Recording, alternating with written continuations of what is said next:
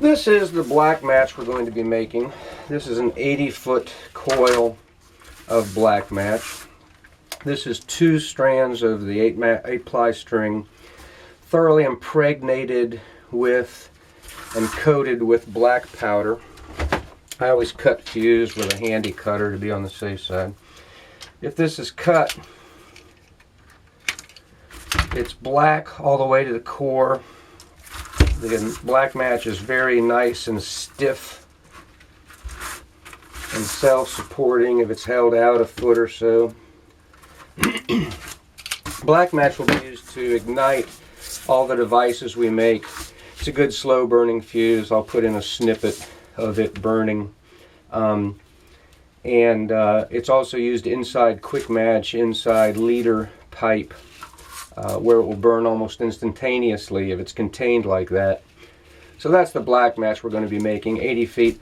I recommend making 3 batches of this. We want to have at least 200 to 250 feet of Blackmatch to use in all of the projects in the course. This is going to have to be made in 1 coil every few days, since this is going to be dried in the drying box 1 coil at a time, at least for a day.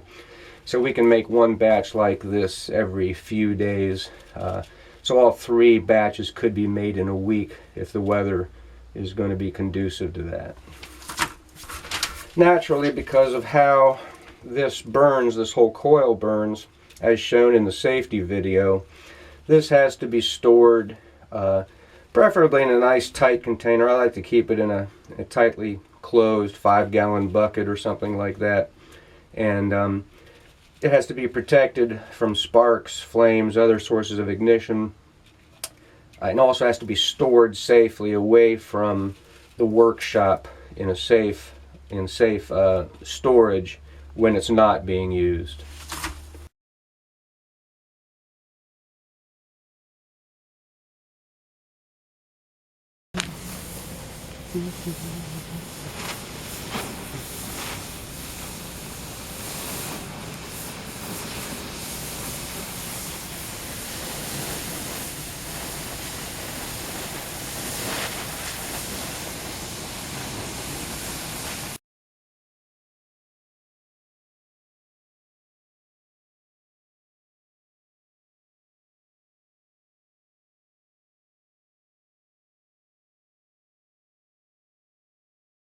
This is the string we'll be using to make Blackmatch with. It's also the string we'll be spiking rocket headings and aerial shells with. I've got 2 cones of it, and it's important to start with 2 cones of it, since I'll be pulling string off of both cones at once when I'm dispensing the string for making the Blackmatch, and especially when dispensing the string for spiking shells and rocket headings. So getting 2 cones of 8-ply cotton string is important. 8-ply cotton string simply means that within each string, length of string, there are 8 little threads of the cotton threads, 8 threads of cotton in there. So this is 8-ply cotton string. We'll be using 2 strands of it in both Blackmatch making and in spiking aerial shells and rocket headings. And I'm going to put these 2 cones down in a 5-gallon bucket, down on the floor, and I'll be pulling the string out of this bucket to dispense the string in the next step I'll be showing. I'm going to be wrapping the string for making Blackmatch onto this traffic cone.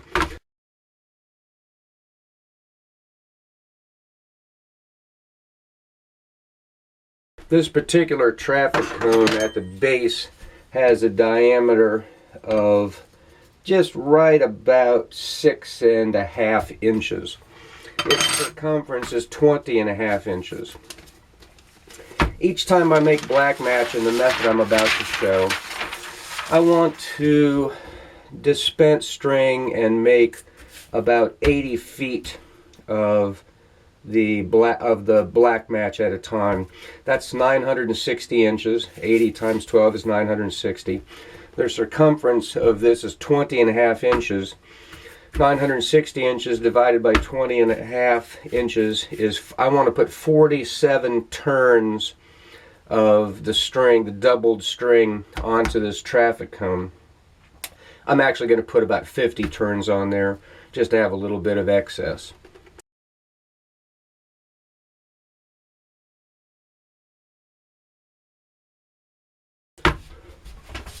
For starters, I want to put 4 lengths of string taped onto the cone at the 4 corners of the cone, like this. And I want to have plenty of slack so that string can go in right to the corner of the cone there. And I'll repeat that at the 4 corners.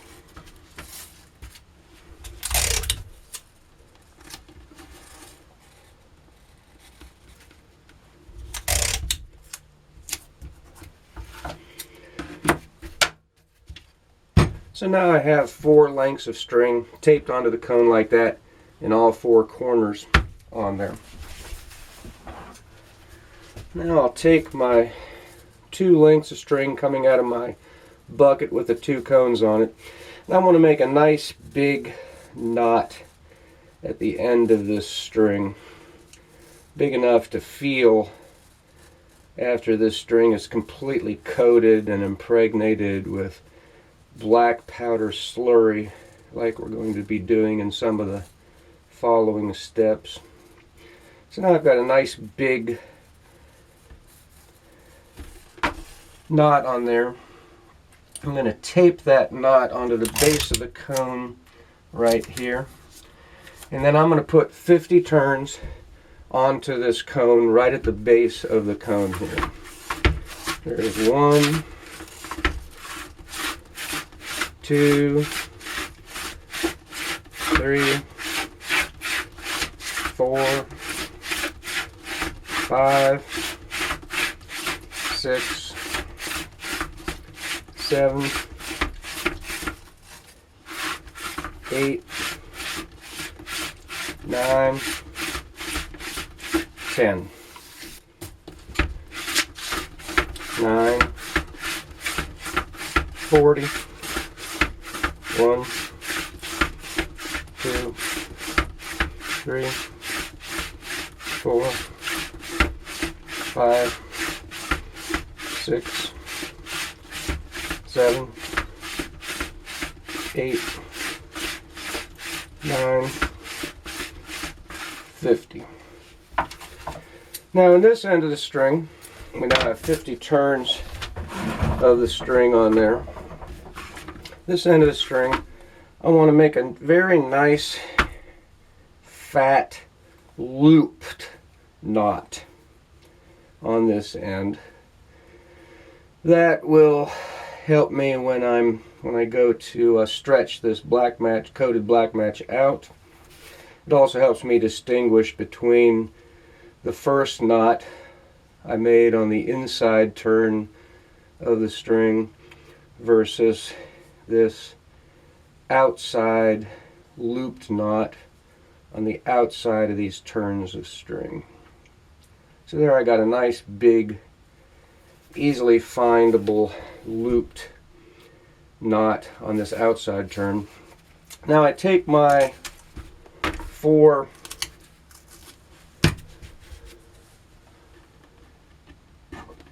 strings that were taped onto the cone, and I tie them loosely around the coils,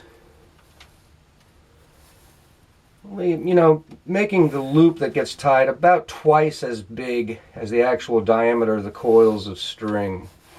And I tie that with a couple overhand knots so that can't slip. It's very important these wrapped ties stay in place. during the next couple of steps in this process. So I'll do that in all 4 locations on the coiled string. So now I have those 4 tying strings tied around the coil loosely. I can tuck this final knot into that one tie there, and I'm also going to remove the tape from that first knot we applied. Now this whole coil can easily be lifted off the cone and removed without getting the individual strands tangled with each other. Now it's time to mix up the composition that will be coating onto the Blackmatch. This composition won't have any binder in it because we're going to be using a liquid laundry starch mix to bind it. So this is standard black powder mix, potassium nitrate, charcoal, and sulfur.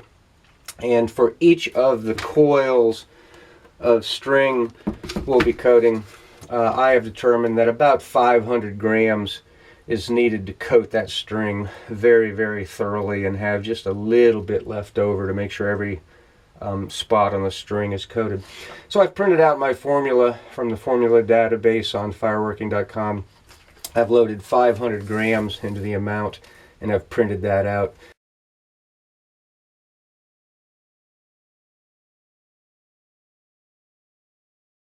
So I need to weigh out 375 grams of potassium nitrate. I have potassium nitrate, commercial mixed hardwood airfloat charcoal, standard airfloat charcoal, nothing special about it. It's not a good hot black powder charcoal. And I have sulfur, individual scoops in each chemical tub so that I don't get any cross-contamination between one tub and the other. And each of these chemicals has been determined to be fine enough to easily pass my 50 mesh screen. So they've been pulverized fine. Actually, they were purchased pulverized fine from the fireworkscookbook.com. And they are all fairly free-flowing, clump-free chemicals.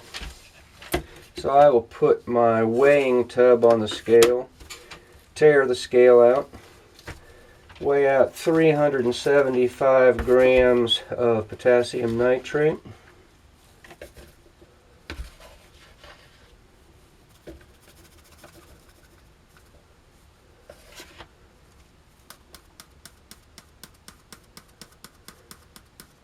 I'm using good weighing practices. Never, there's, oh, 3.75 ounces. I might want to go to the grams scale. That's only 100 grams. Thought that looked a little bit light. I'm making sure nothing's touching the weighing platform on my scale.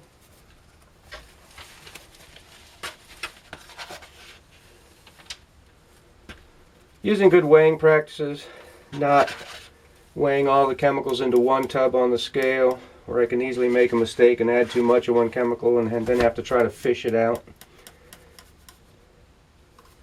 There's 378 grams, 376 grams. That's close enough, but there's 375 grams of potassium nitrate. I put that into my separate tub into which I'm going to put all the chemicals. It's nice to have all the tubs I use weigh the same amount. They will each tear the same amount. So that if I put this onto the scale, 375, 376 grams, it's within a gram of the other tub. Actually, I'll use my original tub that I weighed into. But all these tubs weigh about the same amount. Now I want 75 grams of charcoal.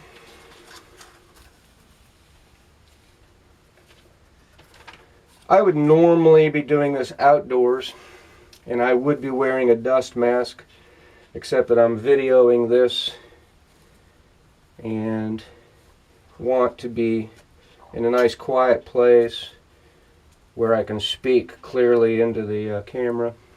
And I'm not making a whole lot of dust with this process, but I would normally do this outdoors and wear a dust mask doing it. I want 75 grams of charcoal. There's 75 grams of charcoal.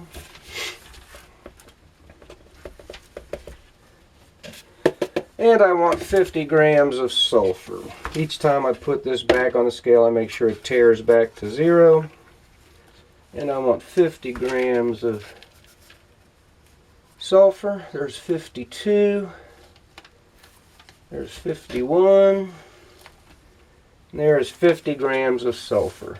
I'll put the chemicals back in their dedicated individual tubs where I normally keep my chemicals, but for videoing purposes I did put them in these individual buckets. There's 50 grams of sulfur, and this, as a double check, should weigh 500 grams. I've got 500 grams on the money. So there's 500 grams of my individual chemicals ready to screen mix. To screen mix a composition together, I have my individually weighed chemicals, in this case potassium nitrate, charcoal, and sulfur, for Blackmatch coating. This is the Blackmatch coating composition, to which starch solution will be added. This has been weighed. I know each of the individual chemicals is pretty free-flowing and fine enough to pass my 50 mesh screen, in which I have about 10 half-inch lead balls, which can be gotten from Caleb. That sits in a 5-gallon bucket. I would normally be using a dust mask in this operation. I definitely do this outdoors. Put the composition into the bucket, put a lid upside down into the bucket screen, and just shake this back and forth.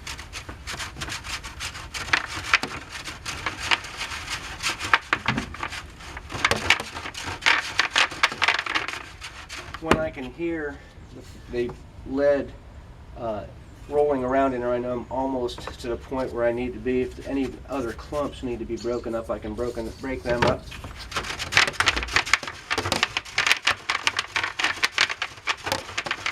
And I just continue that until all the composition has gone through the bucket, through the screen.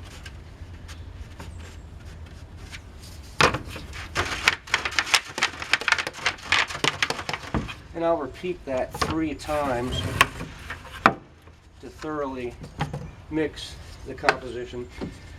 This breaks up any clumps, and actually, as it's put through the screen and falls down that 1 foot to the bottom of the bucket, all the chemicals are being thoroughly and intimately and homogeneously mixed.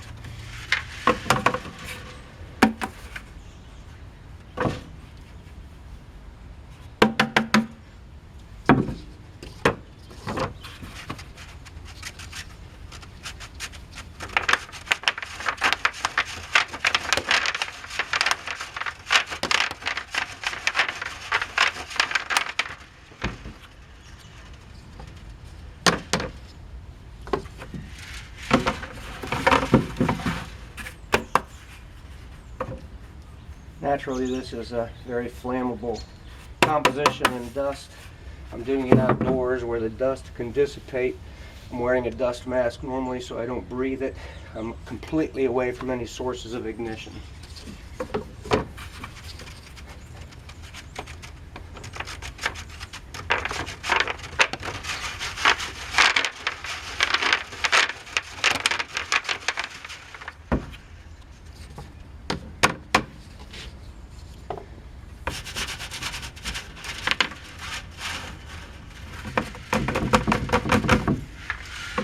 And now, just as a final mix, I cap the last 5-gallon bucket, hold the lid on with my hand to make sure it doesn't pop off, and just shake the composition together a little bit. And there is a nice screened mixed black powder composition for matchmaking in this particular instance.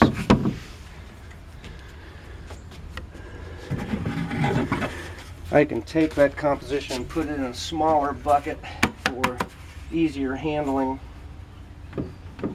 and mixing.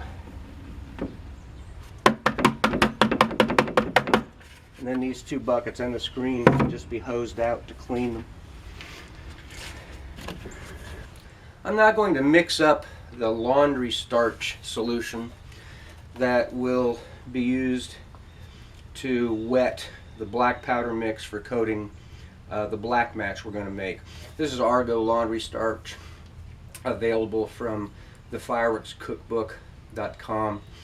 I'm going to follow the boiled starch directions, the heavy starch directions under that heading. It says in a large sauce pot, mix 1/2 cup Argo Gloss laundry starch and 1 cup of cold water. I have found that a half batch of this is enough to easily make 3 batches of the Blackmatch. So this 1 batch I'll be mixing up will be enough to make about 240-250 feet of Blackmatch. So I'm going to mix up 1/2 batch. So I'm going to take 1/4 cup of the starch. This is a 1/4 cup measuring cup. It says to mix that with a cup of cold water. Since I'm making a half batch, that'd be a 1/2 cup of cold water.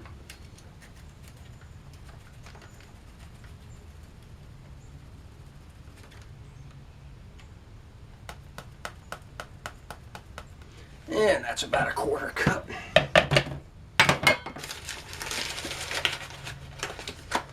Half cup of cold water.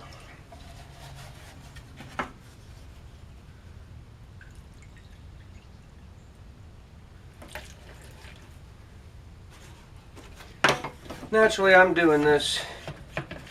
I mean, certainly, if my shop is not at my home, but this could easily be done if you're working near your home.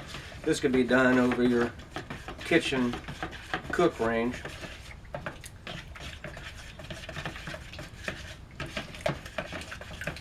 So that's good and thoroughly mixed.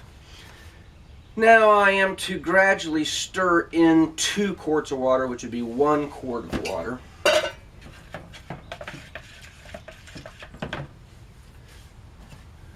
This is a quart up to here.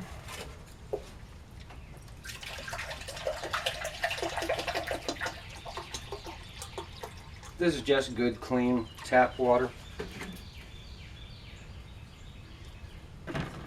Gradually stir that in. I think the point of all this is just to avoid any clumping of the starch at this stage. And then it says to bring this to a full boil and boil it for a minute after that. I know from experience it will become a nice thick, clear liquid then.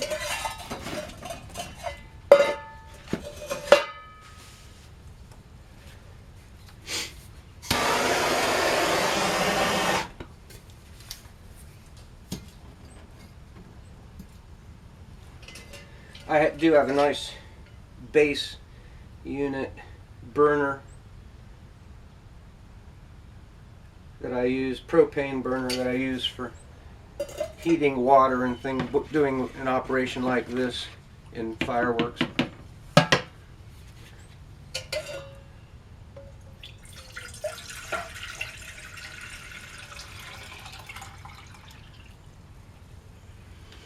And I will just heat that over a nice medium heat until that boils, and then I'll boil it for a minute. I know, once again from experience, I know that it takes a while to boil this stuff, probably because it's a pretty saturated solution. It's got to get pretty hot, and it takes a little while. Let's say I started this cooking at 11:39. I'll stop the video and start it again when it starts boiling, and we'll sort of time it. It's over a pretty high heat, like a medium high heat on that burner. The instructions, I don't remember if I mentioned it or not, the instructions do say to stir this constantly while it's heating, so there's no scorching of the starch on the bottom of the pan. Does it say what kind of heat? Over medium heat. And this is so far above that burner The flame on the burner's coming up about an inch. I think I'd call that medium heat. Close enough. I think I mentioned it, but I'll mention it again. Naturally, I'm doing this far away from any flammable, explosive mixtures, compositions, components, devices. Open flames, obviously, and fireworking don't mix. This is now 11:50, so it's been 11 minutes, and this has just started to boil. It changes from a sort of a thin, milky white, cloudy mixture to a thicker. It's still a little opaque. It's not completely clear, but it definitely thickens up some and sort of becomes more clear. It's still a light, cloudy color solution, but it definitely thickens up and gets more clear. This is now boiling, so I'm going to boil it 51, 12 minutes. I'm going to boil this for a minute and then shut it down. And when adding this to the Blackmatch composition, it's a good idea to add it fresh off the burner, very hot. It cools off pretty quickly, stirred into the Blackmatch composition, but traditionally it's used fresh from boiling, very hot, so that it helps somehow make the composition the right consistency and works better that way. This, the quarter cup of the starch, just for reference, is 32 grams, weighs 32 grams. The half cup of cold water was 116 grams, and a quart weighed 974 grams. This is about 1,200 grams of starch solution, and I'll be using 300 grams per 500 gram batch of black powder composition to coat each 80 to 85 feet of string. I'm going to turn this off now. So bottom line is, this amount of starch is enough to do 4 batches of the 85 feet each Blackmatch. Naturally, a little of it steams off, so I know I'll get at least 3 batches out of this. So now it's ready to mix into the black powder composition. I now have my 500 grams of thoroughly mixed, screened black powder composition for coating the match. I'm going to end my boiled, fresh off the burner starch solution. I'm going to tare the scale in the grams mode to 0 with the spoon in there. And I know that this 500 grams of black powder composition requires about 300 grams of the starch solution, which I think is about 1.5 cups. But I'm going to add this. I'm going to add about 200 grams right off the bat to get the mixing started. I don't add all of this at once. Each quarter cup is about 50 grams. Here's 200 grams. I'm going to start mixing this and then see. I never add all the liquid at once because from batch to batch the thickness can vary, and I'm looking for a certain consistency of this match slurry, which is sort of like stirred yogurt or sour cream. So there's the first 200 grams of starch solution added, and it's still a pretty thick, clumpy mess. Now you can see why I tared it with the spoon in there. I'm only weighing the starch I'm adding. I'm going to add another quarter cup and stir it in. Now I'm up to 250 grams.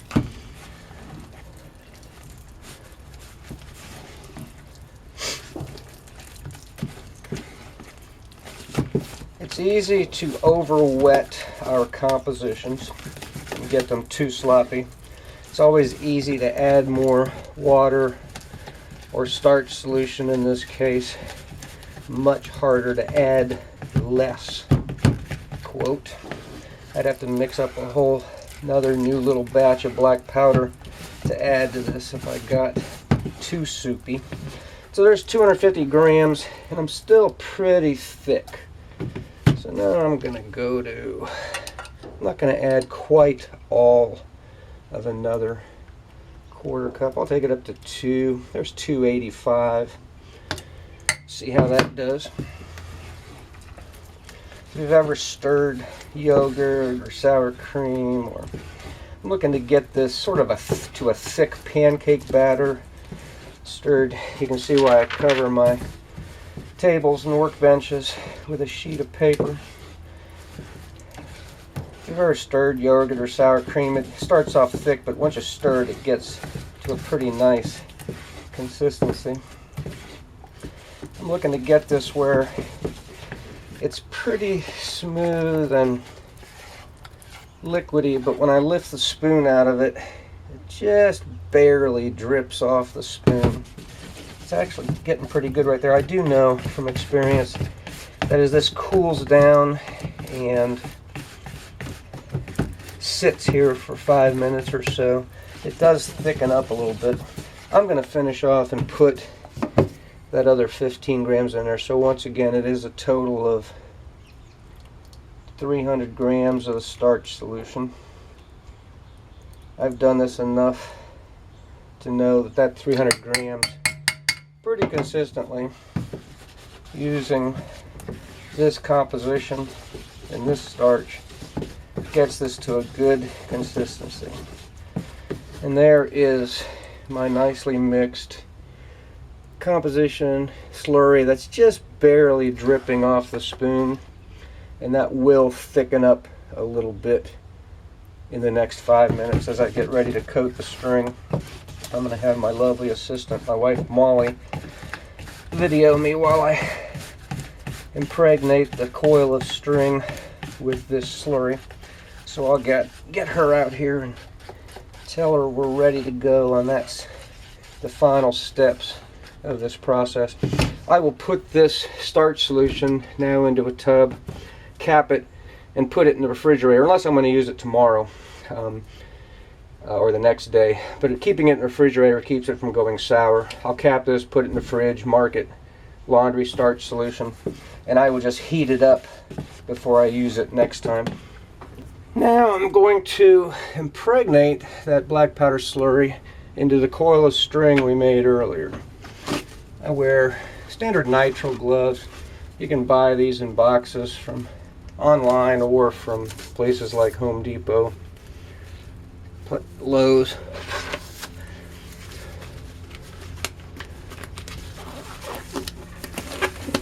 This is a bit of a messy process. No way to get around that. So I wear grubby clothes. Of course, I normally wear grubby clothes when I go to the fireworks shop. So I lay the string in a coil in a nice flat bottom tub like this. The bottom of a 5-gallon bucket cut off at 4 inches could be used. The slurry, having sat there now for about 5 minutes, has thickened up just a fuzz. It's like thick pancake batter. And I'm going to pour that on top of the string around in a circle.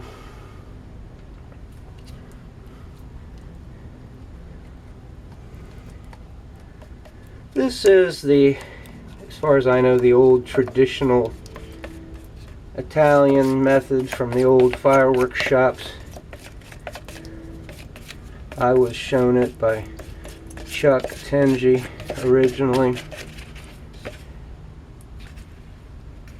I do a couple things differently.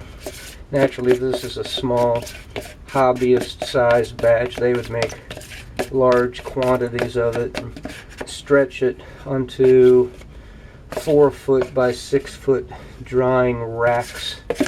I'm going to do that a little differently. So now I've got all my slurry into the tub on the string. And now this process, I'm starting this at 1222. This process requires patience. The goal is to without tangling the string. Work this into the hoop of string, one bit at a time. If I'm not too rough with the string, amazingly enough, the string does not tangle. But I'm not twisting the string anywhere. I'm keeping the outside loops on the outside, the inside loops on the inside. In this first phase, I'm just sort of gently starting to coat the outside of this coil completely. And this will work in kind of gradually. Right now, in order to keep all the loops of string from tangling, I'm just coating the outside completely. Now once the outside's coated completely, now I start working it into the inside.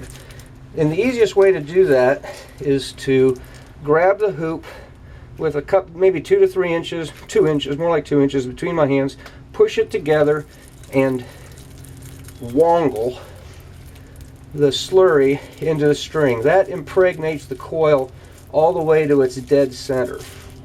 And I'll do that completely. And you can see at this stage when I do that, when the coil opens up, there's white unimpregnated string in the center of the coil. But the more I do this, the more those center strands get slurry shoved right down into them. And I'm going to do this, I'll go around completely, one time all the way around, then I'll dunk it down in the slurry, pick up some more slurry, and I will do this for about 10 minutes. This is not a step in this process to be rushed. I will do this for about 10 minutes. I started at 12:22. I'm going to do this. I'm going to repeat this same process, dunking it into the slurry, picking it up, working the slurry into the center of the string all the way around, 1 2-inch segment at a time, until I get to the point where I can open up the string and see no white strands in the center at all. And 10 minutes or so of kneading like this accomplishes that. Now you can see the reason we put the string ties around the coiled loops of string loosely. This whole bundle is swelling as it picks up all that black powder slurry clear to its center core. It's getting larger, and I want it to be able to grow. And when I get to those looped around string ties, like I am right here at one, I want to be able to do this and have that string tie give a little bit, expand a little bit, and allow that slurry to be shoved all the way down to the core of the looped strings, even where the string ties are around it. So I'm going to have my lovely assistant turn the camera off for a minute. Molly, if you just push the red button on the back of the camera. So now I've done that actually for 5 minutes, and that has picked up almost all. I still have a little bit of extra, and I want a little bit of extra slurry when I get down into the stringing step. But that has picked up almost all the slurry, and when I peel this open to its very core, it's wet and completely impregnated, clear to its bottom core. The whole coil has swelled up some and is nice and thick and fat and wet, which is where I want it. So that's pretty darn good. Here is, where was my outside looped end? Here, okay, here's my outside looped end right now. I can see that that is the loop that I tied in there. Now this is a very, very important tip. Put this back down onto the cone. You can see it has swelled so much that it won't go all to the bottom anymore. And what I'm going to do, get the excess slurry off my fingers. During this whole process, I keep a pair of my shop scissors in my pocket. And I'm going to find the loops that are around this, and without cutting the loop strings, I'm cutting these string ties off and just discarding them. I should be able to find 4 of them. Like I say, without grabbing any of the other coiled string. at times in the past, I have been tempted to just dispense this Blackmatch onto my drying rack, my stretching rack, from my hand. Put it in my hand and start dispensing it. At some point, sure as heck, it will get tangled. If I dispense it like this from the cone, pulling it off as I go, the string never gets tangled. So I will dispense it from the cone. Very important. Put the scissors back in my pocket. My lovely assistant and I are going to go down to my drying rack. I have brought down my coil of string on the cone. I brought down my extra slurry. I have a coil of just excess string here, waste string, that I'm going to use at the very end of this process. I'm going to keep that in my pocket. Now, Molly, if you'd show this stretching rack. I've got two of these stretching racks mounted to trees 10 feet apart. And they have hooks in them about 1 inch apart. You don't need hooks, that many hooks that spaced that closely. I could get by with 10 hooks, say 2 or 3 inches apart. Now, Molly, if you'll swing around and show them 10 feet away, over on that tree, we've got the same kind of drying rack, stretching rack, drying rack.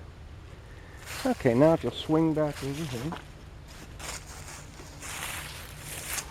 Molly, what I want you to do is just get over here and watch as I dispense this from the cone. Here is my looped end of the tied string. I'm going to put that on the first hook here, and I'm just going to walk down to the other drying rack. You can see how nicely this comes off the coil when the coil has been left on the cone. And I want to put this onto the first hook here and then come over about 3 inches to the hook. Then I'm going to pull this tight so that it is pulling that first line nice and tight. Then I'm going to go down to the next hook down here.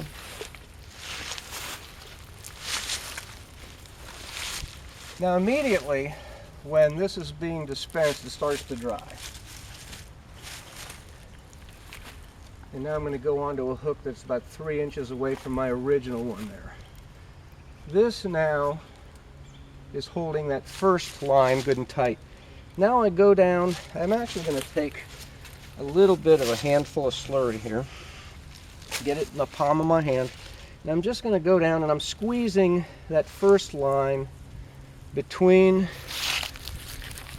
the palm of my hand and my fingers down in the direction that tightens that line all the way down to the end, and I take off the excess slurry and I'll put it back in the tub. This is a part of this that requires a little bit of a feeling. Now I'm just grabbing that same length and just smoothing the slurry down.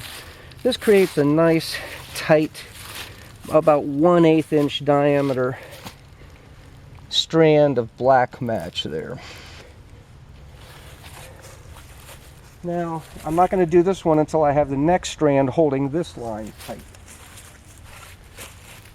So now I come over here 3 inches, I pull that second line good and tight. I come over here 3 inches, and I come over to the next hook, and once again winding it off of the cone, I go to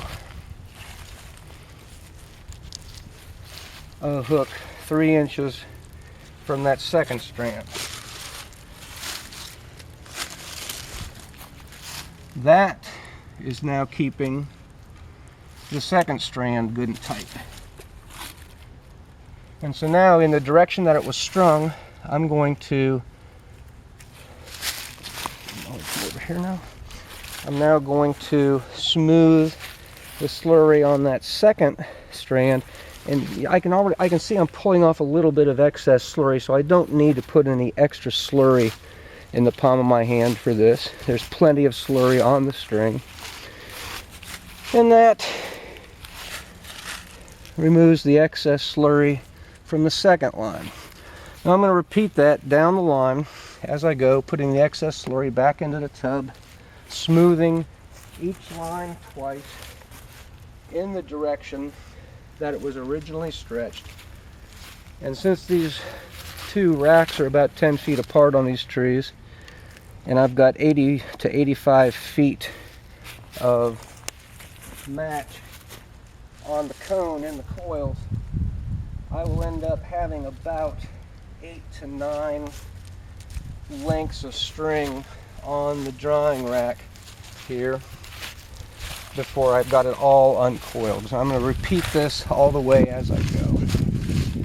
Okay, Molly, now you can. Now I've gotten down to, I've got 6 strands going. I have 2 or 3 more to go. And what's always pretty amazing to me is that doing this way, even though it's now I'm pulling loops from the inside of that coil, the string never gets tangled. As long as I leave it on the cone and dispense it from the cone, the string never gets tangled, which to me is quite amazing and a pretty good thing. Now, Molly, if you sort of get a shot here at those glistening lines, each glistening line now is a nice, smooth, fat, completely coated, impregnated length of match. This shrinks just a fuzz as it dries and ends up being about a 1/8 inch strand, just a little flat in the one direction. About a 1/8 inch strand of Blackmatch that is going to be just perfect for our purposes. Now, looking at this, the question becomes, well, Ned, you showed us at the beginning of this tutorial a nice coil of Blackmatch that looked stiff and dried in a coil. How did you get that? And that's a little trick which I'll show in a minute. Now I've gotten down to my last strand here, and I've only got about 3 or 4 feet left. That's why I keep this ball of string in my pocket.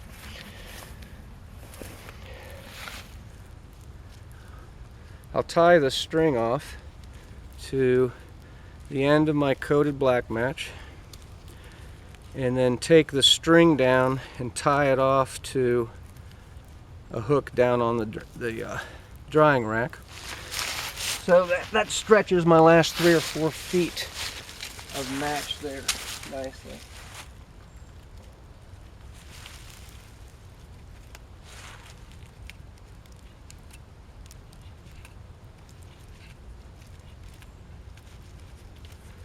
Now I'll go back and smooth this last one, second to last one I ran twice. One nice thing about not tying the match off at each end, each change of direction loop, is that the match is still thoroughly impregnated as it makes the turns, and that coil of match will have consistent match all the way through its entire 85 foot length. Now I'm just going back and I'm inspecting any place where there might be globs of black powder slurry that need to be smoothed out a bit at the turns here.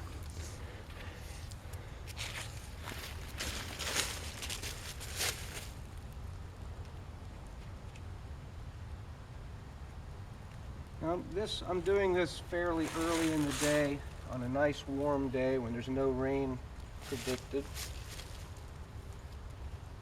And I'm going to let this sit out here all day long, and then right at dusk I'll show you how we get this coiled into a nice coil of Blackmatch, and then how we dry it in the drying box we made.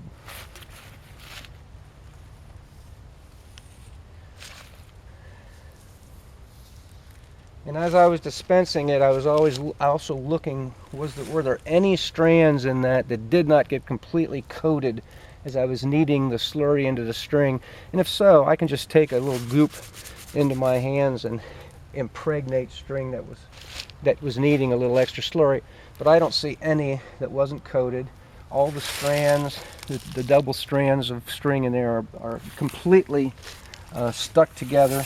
And I only have a small handful of the slurry left, which I will completely dilute and then toss into the woods far and wide, and fertilize the trees with it. A little potassium nitrate and a little charcoal won't hurt the trees a bit. I'm not going to leave that sitting around in a glob though, since once it dries it's going to be pretty flammable.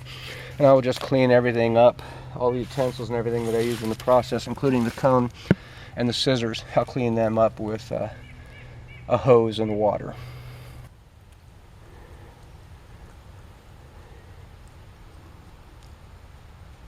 I will say that having made match different ways, different binders, that using the laundry starch, the old traditional laundry starch method, let's get some in the sunshine over here. The old traditional laundry starch method starts to set up very quickly. This is already not messy to the touch after just a few minutes. It sets up quickly, it dries quickly, it makes very nice stiff match. There is definitely something to be said for the old Italian laundry starch hand kneaded method of making black match. Cool. This is a brand new 2-gallon pail from the Home Depot paint department. Very slick sides that damp black match will not stick to easily. This is how we're going to create the coil of black match from this strung, stretched black match. We're going to create the coil of black match that I showed originally in the video. This is where the end of my black match was tied to the extra string to stretch this last 4 feet or so of black match. I'm going to cut that knot off there. Now this black match has been outdoors all day, fairly warm day, sunny most of the day, but it's still limp. Deep inside it's still damp, but the outside is crusty, and when I put my fingers on it I'm not picking up any crust from it. What I want to do is come around the bucket right at the wide part of the bucket where it meets this lip, and I want to just lap over itself to trap the string right there and pull that wrap tight. And now I'm going to start coiling the black match onto the bucket right next to the previous wrap. When I come to an end like this, I'm just putting my thumb over it, taking this off of the hooks there, turning around this way and stretching that just kind of tight, snug. And I'm just wrapping this up right next to the previous wraps. And I will do that all the way to the end of this 85 feet. I have determined that this 2-gallon pail will hold the full 85 feet coiled onto it this way, with each strand occupying, about 3/16 of an inch or so on the side of the bucket. And I will just do that one 10-foot length at a time until I come to each end where it turns around, and I'll just turn around and do it again for the next length. I do not really like leaving this outdoors overnight where a deer can run through the woods here and come crashing into it, where an unpredicted rainstorm could crop up and wash all the black match off of the black powder off of the string. Once again, I'm trapping the string, taking it off of those hooks, stretching it snug, and continuing on. I don't want a deer to crash into it. I don't want a rainstorm to wash the black powder off the string. I don't want a branch to fall from one of these trees and take my nice new batch of Blackmatch out. So I'll usually let it sit out for a day. I like to coat it early in the day, let it sit all day long, and then put it on the bucket and put it in the drying box for about 24 hours. This is actually the very first project in Fireworking 101 where we make something. Unfortunately, it's one of the trickiest projects. Getting this whole process to work well requires a little bit of a knack, the kind of knack I was talking about in the introduction to the course. Takes a little bit of practice. Your first batch may not turn out perfectly. If you follow the steps exactly as outlined in this video, you should be able to make it successfully right off the bat, first time. I have done this 10 times or so in order to get this process perfectly down, knowing each step intimately in a way that I can relate. But it is the first project we're actually making something. Requires a little bit of a practice, a little bit of a feel. And if it doesn't work the very first time, the worst thing you've done is waste a little string and 500 grams of composition and a little bit of starch. Toss it all out, hose the Blackmatch out someplace really safe where all it's going to do is fertilize the trees, and start again. So actually this is one of the trickiest, this will probably be one of the trickiest projects in the whole course. And we have to start right off the bat with it because we're going to use this Blackmatch in every single device we make, every single future project where we actually make a device. We're going to fuse it with this Blackmatch. We need this made, we need 3 batches of it made and completely dried and stored safely for us to use as we work our way now through the oncoming projects where we actually make devices. This would be called a component of the devices. It's not a finished device, but it's a very important component of the devices we're going to be making, and we need to make it right off the bat and get it dried. As I'm going, in order to make sure I have enough room on the side of the bucket, I am sort of shoving the wraps of match down against each other. Not real tight where I break the crusty coating on the match and expose mushy black powder slurry innards. But I do want to make sure I'm getting all the wraps right next to each other so I can get the full 85 feet onto the bucket side.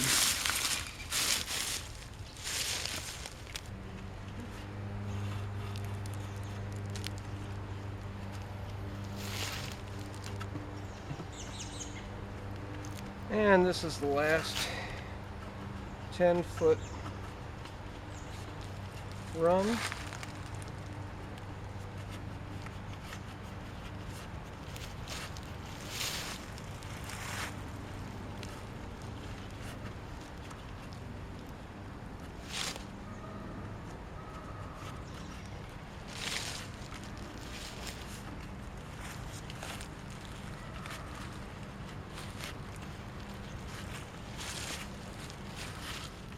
I've got just enough bucket side to put the last of this on.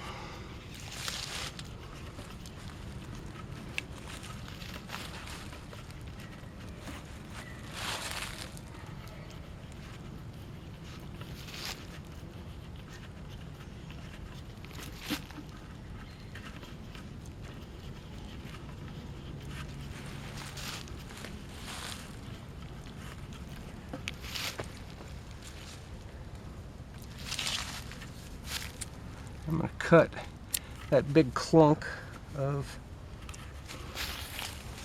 knot off there. I'm going to finish off this upper wrap and then just bring this last little bit around and sit it on the side. And that is a nice, completely coiled 85 feet of Blackmatch. Now I can go up, sit this down into my drying box for a day, and then this will just pop off the bucket when I turn it right side up, and I'll have a nice dry coil of Blackmatch. If it's not completely stiff, I'll leave it in the drying box for another half a day or so until it's completely stiff and dry. Then I'll put it into safe storage. Okay, the hot box is on. Temperature is up to over 100 degrees. And this bucket fits nicely right down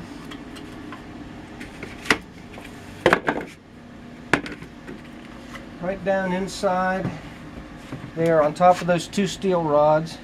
It has a good inch around the bucket for airflow to come up and around this Blackmatch.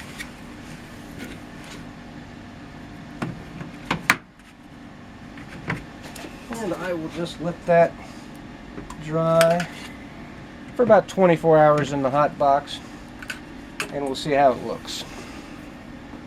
This is the coiled Blackmatch. This has been in the drying box overnight, about 12 hours, and it's good and crispy and stiff. So I'm going to take it off the bucket, put it in the 8-mesh screen, and put it in the drying box for the rest of the day, just to ensure that the inner parts that have been against the plastic are also good and dry. But if I turn this over and just work this off the bucket, comes off real nice, next to nothing stuck on the outside of the bucket. And there is a very nice coil of Blackmatch, very stiff, ready to be used, except, like I say, I'll dry it in the drying box the rest of the day just to be on the safe side. I'll bundle up this paper and burn it in my safe burning trash pit. But it's really satisfying. You know, the video is an hour long. This was actually a morning long process to make this. But it's very satisfying to end up with something like this. If you have access to quick match, you can harvest Blackmatch out of it. Sometimes we even have access to commercial Blackmatches that is available at certain fireworking events. But Blackmatch and quick match are getting harder and harder to get commercially. It can't be shipped. So, and there's also a satisfaction to making my own Blackmatch and using it in projects. I got into this to learn how things are made and to make them myself, not to go buy them necessarily. So I buy very few components to fireworks commercially. I like being able to make something like this myself. So good luck with your Blackmatch, and if you have any trouble, holler on the fireworking forum and we'll do some troubleshooting. One thing I did just do is cut a piece of the Blackmatch. I always use handy cutters to cut fuse, an anvil type cutter. I cut a piece of the Blackmatch a foot long and took it outside and burned it. I always like to verify when I've made something, whether it's a star or black powder or Blackmatch or a rocket motor or whatever. Take one out, test it. It's satisfying to do, and it also verifies that no mistakes were made in the process, and it's going to work very nicely in the next steps that it's used in. This is burning very, very nicely.